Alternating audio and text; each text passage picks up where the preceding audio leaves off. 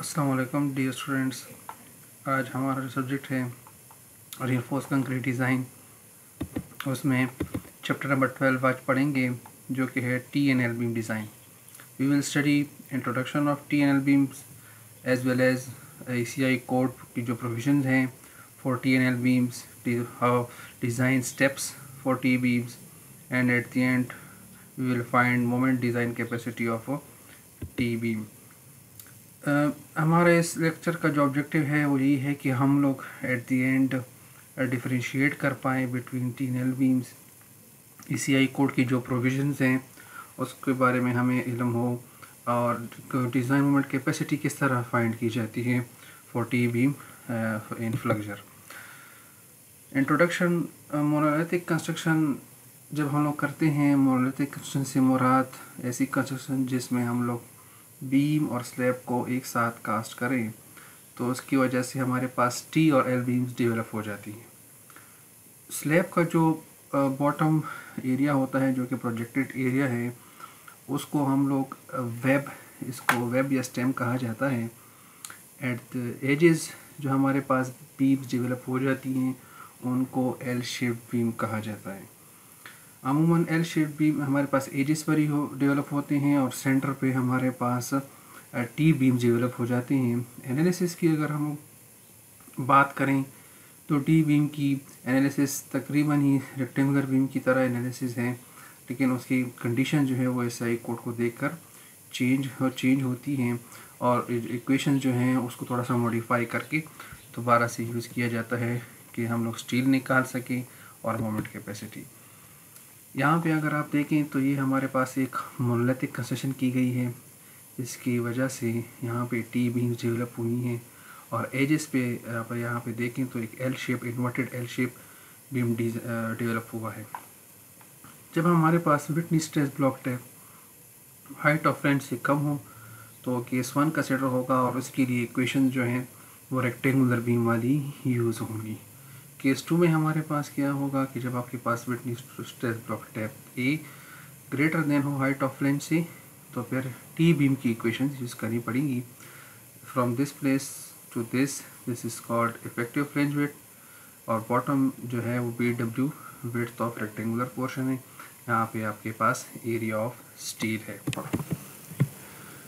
इस पिक्चर में अगर हम देखें तो पॉजिटिव मूवमेंट्स की वजह से हम लोगों ने पहले डिस्कस भी किया हुआ है इस पर। Due to positive movements down side पे आपके पास टेंशन होगी, और टॉप साइड पे हमारे पास कंप्रेशन होगी। As compare to negative movement हमारे पास टॉप पे टेंशन और बॉटम पे कंप्रेशन। ये अगर हम देखें कंटिन्यूस सपोर्ट्स हम दें और इसको एनालाइज करें, तो हम बीच में हमारे पास जो है वो पॉजिटिव मूवमेंट्स आ जाती हैं। तो पॉजिटिव मूवमेंट्स के लिए हम लोग डाउन बीम के बॉटम में जो है या स्लैब के बॉटम में हम लोग रिइंफोर्समेंट देते हैं। इसी तरह नेगेटिव मूवमेंट जो हमारे पास अमूमन सपोर्ट्स पे आती हैं, तो उनको काउंटर करने के लिए टॉप बार दिए जाते हैं। ये हमारे पास इफेक्टिव फ्लेंज विड्थ जो है वो इसी अकॉर्डिंग टू ECI हम लोगों ने मालूम करना होगा। उसके लिए T बीम के लिए हमारे पास 3 इक्वेशंस हैं। Similarly for L beam we also have 3 equations. इन 3 इक्वेशंस में जो सबसे स्मॉलेस्ट वैल्यू होगी वो हम कंट्रोल लेंगे। ये आपके पास BW विड्थ है रेक्टेंगुलर पोर्शन का। स्पैन जो है इस इमेज में हम देख सकते हैं, ये हमारे पास स्पैन लेंथ है, ये हमारे पास BW है। तो divided by 4 for T beam, divided by 12 for L beam. इसी तरह BW प्लस 16 HF, इसी तरह BW plus 6 HF। BW plus S1 ये actually face to face distance है from one beam to another. इसमें ये वैल्यूज पुट करने से इन तीनों में से जो कॉमन आएंगी, सबसे कम आएंगी, तो उसको लेंगे इफेक्टिव फ्लेंज विड्थ। बिल्कुल इसी तरह अगर आप देखें, ये T बीम है हमारे पास, ये हमारे पास इन्वर्टेड L शेप्ड बीम है, जिसमें ये आपके पास इफेक्टिव फ्लेंज विड्थ है, इधर भी इफेक्टिव फ्लेंज विड्थ है। HF से मुराद हाइट ऑफ फ्लेंज है, एरिया है, ये आपके पास एरिया ऑफ स्टील है। एरिया ऑफ स्टील के सेंटर से लेकर टॉप तक जो डिस्टेंस है इसको इफेक्टिव डेप्थ कहा जाता है। डिज़ाइन स्ट्रेस की अगर हम बात करें तो हम ये हमारे पास एक टी बीम है, इसका विटनेस स्ट्रेस ब्लॉक डेप्थ आप देख सकते हैं कि हाइट ऑफ लेंस से ज़्यादा है, तो टी बीम डिज़ाइन ही टी बीम डिज़ाइन की इक्वेशन ही यूज़ करनी होंगी। तो इसमें हम दो मोमेंट्स मालूम करेंगे, Mn1 इस इधर से आएगा आपके पास, Mn2 आपके पास इस रेक्टेंगुलर पोर्शन से आ जाएगा। ये आपके पास इक्वेशन है, area of steel in flange multiply by yield strength multiply by effective depth minus height of lens divided by 2। इसी तरह ये इक्वेशन जो डेवलप की गई है ये अकॉर्डिंग टू इक्विलिब्रियम इक्वेशन है। ये कंप्रेशन एरिया की फोर्स है और ये टेंसाइल, यहाँ पे आपके पास टेंसाइल फोर्स, यहाँ पे कंप्रेशन, तो इनको बैलेंस आउट किया गया है, इसी इक्वेशन बनाई गई है। Mn2 जो है वो हमारे पास area of steel in this rectangular portion है। ये Fy के साथ हम लोग यहाँ पे मल्टीप्लाई करेंगे तो हमारे पास नॉमिनल मोमेंट इस सेक्शन की आ जाएगी, इन दोनों को हम प्लस करेंगे, टोटल मोमेंट आ जाएगी। टी बीम डिज़ाइन में हम लोग सबसे पहले इफेक्टिव फ्लेंज विड्थ ही मालूम करते हैं, उसके बाद ट्रायल के ज़रिए से हम लोग एरिया ऑफ स्टील निकालेंगे।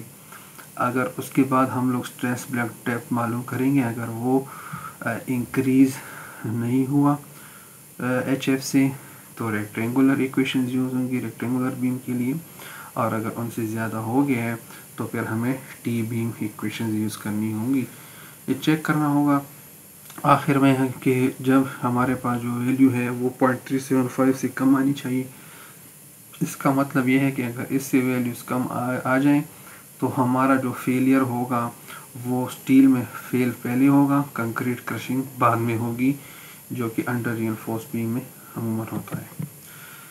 ये हमारे पास एक प्रॉब्लम है। इस प्रॉब्लम को आप इस तरह से समझें कि एक टी बीम है जो कि पहले से डिज़ाइंड है, आपको कहा गया है कि आप इसकी डिज़ाइन मोमेंट कैपेसिटी मालूम करें।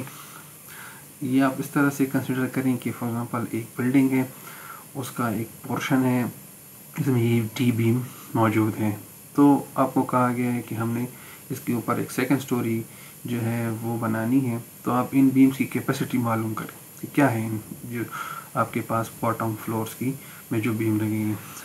तो ये हमारे पास डायग्राम है उस बीम का। ये इंटायर विड्थ जो है ये हमारे पास इफेक्टिव विड्थ है फ्लेंज एरिया, बिकॉज ये अकॉर्डिंग टू ECI हम जो है काबिल कबूल है। सबसे पहले हमारा स्टेप होगा एरिया ऑफ स्टील निकालना। तो सबसे पहले हम लोग एक स्टील बार का एरिया निकाल लेते हैं विच इज़ π/4d²। तो यहाँ पे हमारे पास 10 बार यूज़ हुआ है, तो इसका डाया 1.25 है। इस इक्वेशन में पुट करने से हमारे पास एरिया ऑफ स्टील 41 बार आ जाएगी। टोटल 6 है, मल्टीप्लाई बाय 6 से area of steel 7.36 square inch आ जाएगा। उसके बाद हम लोगों ने स्ट्रेस ब्लॉक डेप्थ मालूम करना है। उसके लिए हमारे पास एक इक्वेशन है, इसमें हम लोग 0.85 FC compressive strength of concrete B width है, ए है हमारे पास is equal to area of steel multiply by yield strength. इस इक्वेशन में आप वैल्यूज पुट करें तो 6.2 इंच आ जाएगा, which is greater than 6। It means कि ये टी बीम डिज़ाइन ही है इसका। Area of steel in flange area हम मालूम करेंगे, उसके लिए हमारे पास ये इक्वेशन है 28 टॉप पे है -10 rectangular portion of this area multiply by height of flange divided by 60 which is yield strength. तो area of steel in flange हमारे पास आ जाएगा जो कि है 4.59 almost 4.6 square inch. Nominal moment अभी हम इसका निकालेंगे। हमारे पास एरिया ऑफ स्टील आ गया फ्लेंज का, मल्टीप्लाई 26 - 6 जो कि विटनेस स्ट्रेस ब्लॉक की डेप्थ ले लेंगे हम लोग डिवाइडेड बाय 2। इससे हमारे पास 6330 इंच किप्स मोमेंट कैपेसिटी आ गई। तो टोटल एरिया ऑफ स्टील जो हमारे पास होगा वो बराबर है area of steel in flange area area of steel in rectangular portion. तो इन दोनों को ऐड करने से टोटल एरिया ऑफ स्टील आ जाएगा। टोटल एरिया ऑफ स्टील हमारे पास मौजूद है, ASF मौजूद है, हम लोग एरिया ऑफ स्टील निकाल सकते हैं जो कि है 2.77 square inch. Again we have to find the stress block depth. and this is 6.51 inches. So we will calculate Mn2 is equal to ASF into D minus A by 2. इस equation में सारी values हमारे पास known है, वो हम लोग put करके हमारे पास 3780 इंच के सेकेंड मोमेंट आ जाएगा। दोनों को प्लस करने से हमारे पास 10,110 इंच किप्स मोमेंट्स आ गए। अभी हमने चेक भी लगाना है कि हमारा जो ये बीम है वो वाकई डक्टाइल बिहेवियर कर रहा है कि नहीं। तो इस इक्वेशन में हम लोग वैल्यूज पुट करने से हमारे पास C आ जाएगा, C which is the neutral axis depth, वो आ गया है। D1 हमारे पास डिस्टेंस है between these two bars from the top, तो 27.5 इंच आ जाएगा। इससे हम इसको डिवाइड कर लेंगे, 7.65 डिवाइडेड बाई 27.5 विच इज़ 2.278। तो ये 0.375 से कम है। इट मीन्स कि स्टील में फेलियर हो चुका होगा जब क्रशिंग ऑफ कंक्रीट होगी। इससे हम लोग डिज़ाइन मोमेंट निकाल लेंगे। 0.90 स्ट्रेंथ रिडक्शन फैक्टर है, 10110 से मल्टीप्लाई करके 9099 इंच क्यूब्स मोमेंट